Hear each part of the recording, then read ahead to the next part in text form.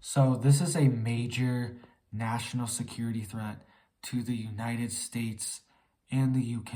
All right, this is huge that this is happening, and top leaders in the UK are coming out and saying this could be a collapse of our entire system. All right, so this is huge that this is happening right now, right before a massive war. We're on the verge of World War III, and now one of our critical systems is on the verge of collapsing. All right, and so what's happening is the British Medical Association, all right, they did a survey, and approximately 44% of their doctors are saying they are going to resign or quit in the next few years. All right, 44% of their doctors said they are going to resign in the British Medical Association. All right, this is huge. This is the whole thing in the UK, the British Medical Association, right? You need to be a part of this.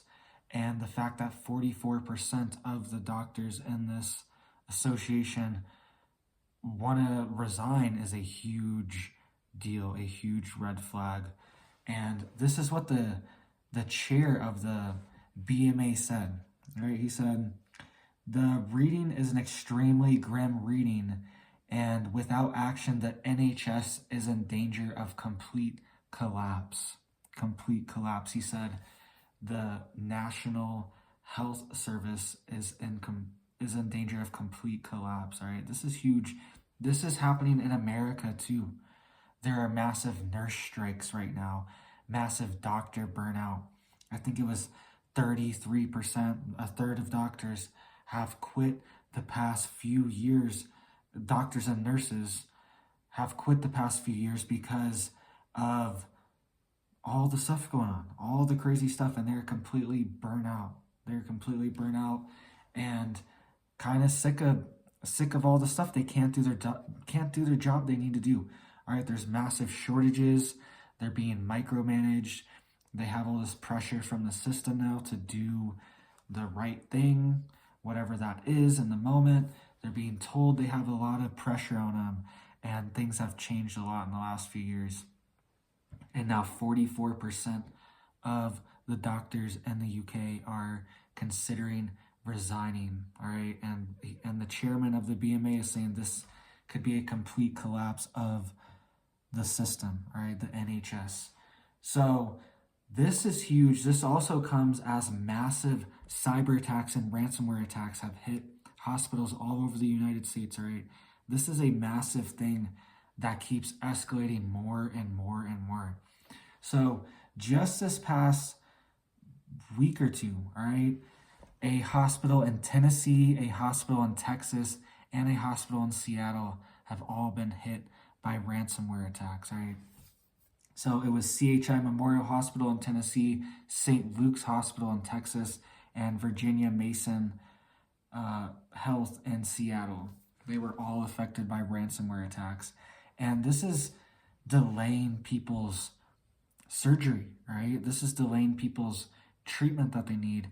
And this is also affecting people's treatment that they are getting, all right? This one hospital was hit by a cyber attack apparently right before a surgery, and they apparently didn't know the exact amounts of everything. Everything's computerized. The medicine amounts, the IV amounts, a lot of it's computerized these days, and they're told the amounts to give, based on your health signs, all right, and your weight and everything. And these systems went out right before a surgery, and apparently a 3-year-old was overdosed on medication. He survived, all right? He survived, he's fine, but he had a overdose on medication from this mishap, right? Because they couldn't access their systems to see exactly the amount they need to give to them, and apparently they messed up the amount.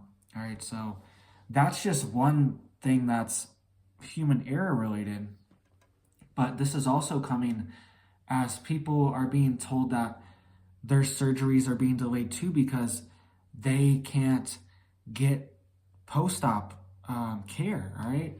So this person was told The surgeon, quote, told me it could be potentially delayed because of post-op care and he didn't want to risk it, all right? Because he said he wasn't sure when the ransomware attacks are going to be off of the hospitals, right?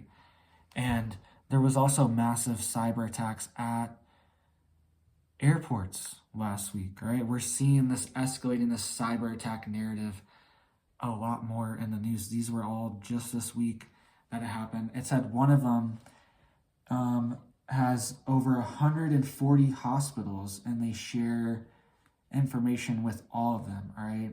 I believe it said one of them was one of the biggest, yeah, it's the fourth largest health system in the country, all right? It's called Common Spirit Health, and it was hit Tuesday, all right, by a ransomware attack. So this narrative is ramping up. We could see this cyber attack narrative on any country. All right, I believe a cyber attack hit India. It hit India's, this just happened like today or yesterday, hit India's electrical grid. All right, so they got locked out of all their IT systems for the electrical grid, and it's kind of a similar scenario. They couldn't get into the fine tuning of all the, all the parts of the grid, right? They couldn't get into the back end of it. They couldn't, because everything's computerized now. Everything is just, done right there, typing codes and commands and everything. And they couldn't get into that, so they couldn't access the back end of their systems, okay?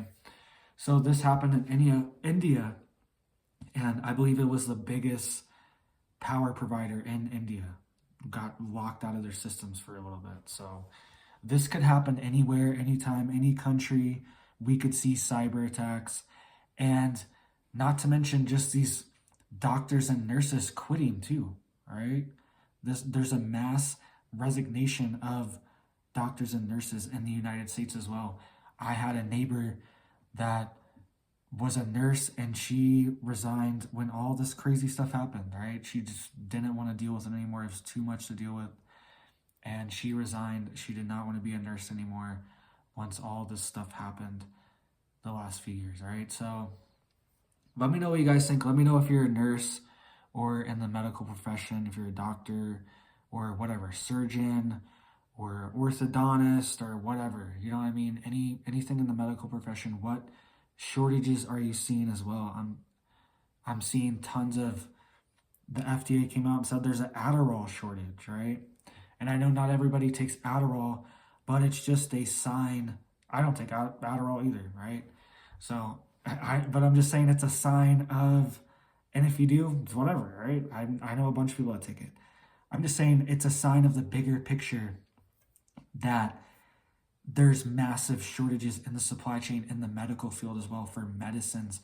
Even ibuprofen has massive shortages right now, and acetaminophen, which is this Tylenol, has massive shortages right now too. It's on the FDA website. I've read through it before on videos of all the different shortages there are of these different things. There's sodium chloride shortages. That is just like salt for IVs, all right? There's all these different very basic things that are in shortages that are at risk of collapsing our medical system.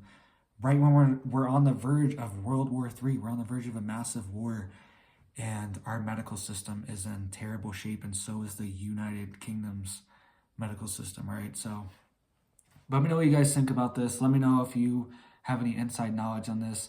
I'm sure people would love to hear that because people love to, hear boots on the ground from what's going on. So thank you guys for watching, and you guys have a big old blessed day.